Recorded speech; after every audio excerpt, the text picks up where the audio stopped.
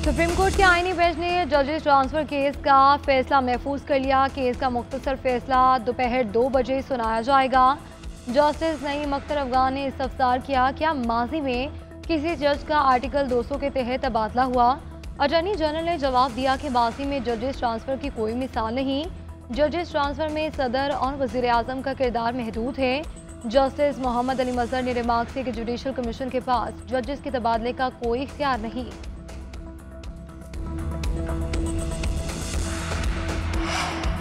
अमेरिकी सदर Donald Trump और फील्ड मार्शल सैयद आसिम मुनीर की व्हाइट हाउस में मुलाकात। फील्ड मार्शल का पाक भारत जंग बंदी में मसबत पर सदर ट्रंप पर इजहार तशक्कुर। फील्ड मार्शल सैयद आसिम मुनीर ने सदर ट्रंप की कायदाना सलाहियतों की तारीफ की। हुकूमत पाकिस्तान की जानिब से दौरा पाकिस्तान की दावत भी दी। सदर ट्रंप ने पाक अमरीका ताउन और खत्ते में पाकिस्तान की क़याम अमन की कोशिशों को सराहा। मुलाकात में पाक अमरीका इंसदाद दहशतगर्दी में ताउन जारी रखने पर इतफाक। मुआशी और तिजारती ताउन, माइंस और मिनरल्स, आर्टिफिशियल इंटेलिजेंस और एनर्जी सेक्टर समेत दीगर शोबों में ताउन बढ़ाने पर इत्तफाक किया गया। मुलाकात में ईरान इसराइल तनाज़े पर भी तफसीली गुफ्तगू की गई। सदर ट्रंप और फील्ड मार्शल की मुलाकात खुशगवार माहौल में 2 घंटे तक जारी रही। फील्ड मार्शल सैयद आसिम मुनीर से मिलना एजाज़ है। इन्हें जंग रोकने पर शुक्रिया अदा करने के लिए मदऊ किया था। पाकिस्तान और भारत दोनों जोहरी ताकतें हैं। फील्ड मार्शल सैयद आसिम मुनीर का शुक्रिया कि वो जंग की तरफ नहीं गए। डोनाल्ड ट्रंप की फील्ड मार्शल सैयद आसिम मुनीर से मुलाकात के बाद मीडिया से गुफ्तगू। कहा कि पाकिस्तान के साथ तिजारती मुआहदे पर बातचीत हो रही है। पाकिस्तानी ओहदेदारों से ईरान के मामले पर भी बात की। पाकिस्तान ईरान को हमसे बेहतर जानता है। I love Pakistan. पाकिस्तानी बहुत अच्छे लोग हैं। मैंने पाकिस्तान और भारत के दरमियान जंग रुकवाई। फील्ड मार्शल सैयद आसिम मुनीर बाअसर शख्सियत है।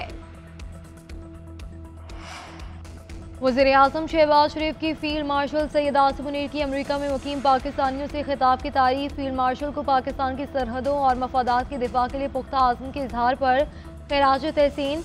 वज़ीर दिफा ख्वाजा आसिफ ने कहा कि पाक अमेरिका ताल्लुकात में ऐसी गर्मजोशी पहले कभी नहीं देखी। पेशरफ्त के खिते पर भी खुशगवार असरात पड़ेंगे। बिलावल भुट्टो बोले कि मुलाकात ऐसे वक्त में हुई जब ट्रंप ने जंगबंदी में सालिसी का किरदार अदा किया। बदकिस्मती से भारत ने अमन की कोशिशों और अमरीकी सिफारतकारी को मुस्तरद कर दिया।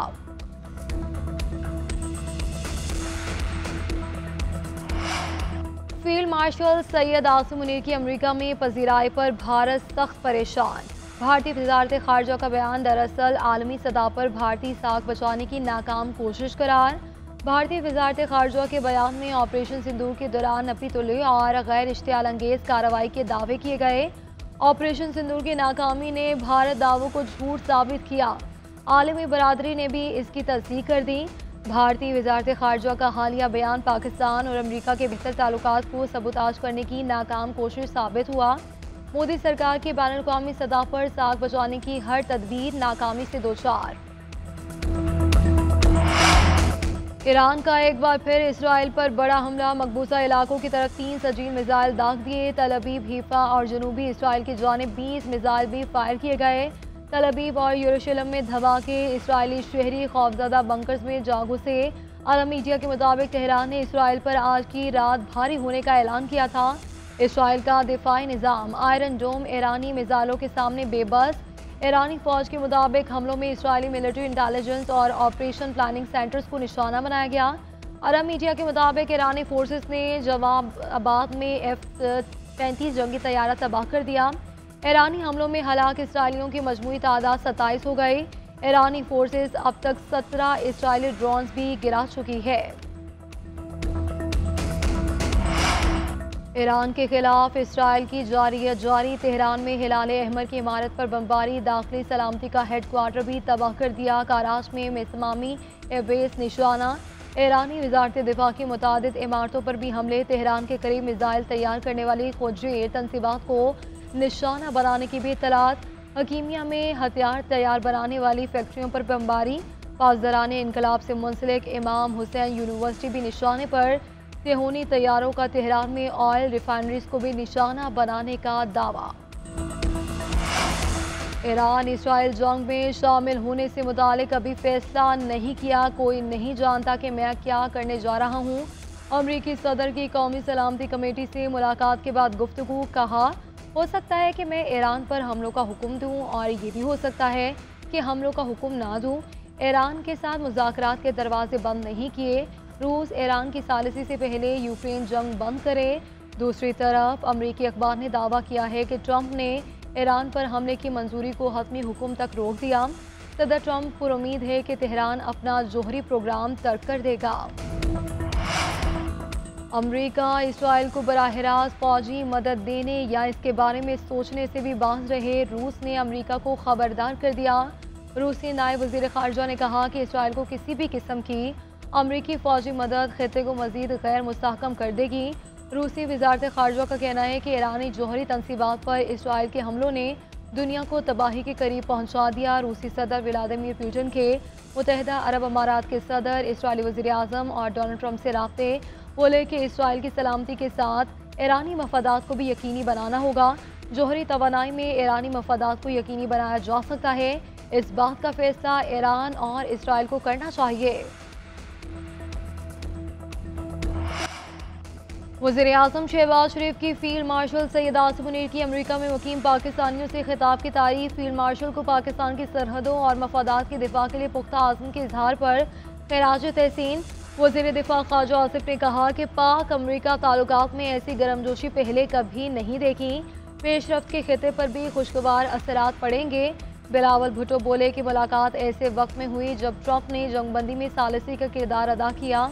बदकिस्मती से भारत ने अमन की कोशिशों और अमरीकी सिफारतकारी को मुस्तरद कर दिया।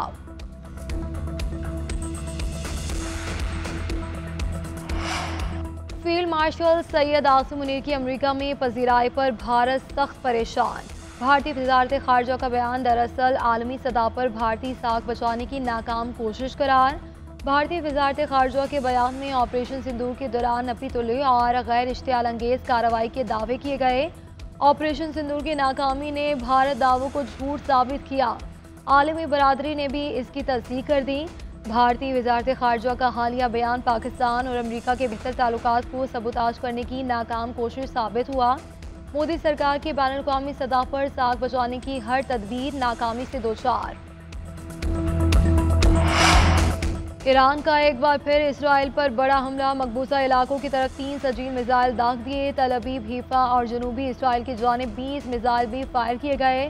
तल अबीब और यरूशलेम में धमाके। इसराइली शहरी खौफजदा बंकर्स में जा घुसे। अरब मीडिया के मुताबिक तेहरान ने इसराइल पर आज की रात भारी होने का ऐलान किया था। इसराइल का दिफाई निज़ाम आयरन डोम ईरानी मिसाइलों के सामने बेबस। ईरानी फ़ौज के मुताबिक हमलों में इसराइली मिलिट्री इंटेलिजेंस और ऑपरेशन प्लानिंग सेंटर्स को निशाना बनाया गया। अरब मीडिया के मुताबिक ईरानी फोर्सेस ने जवाबाबाद में F-35 जंगी तैयारा तबाह कर दिया।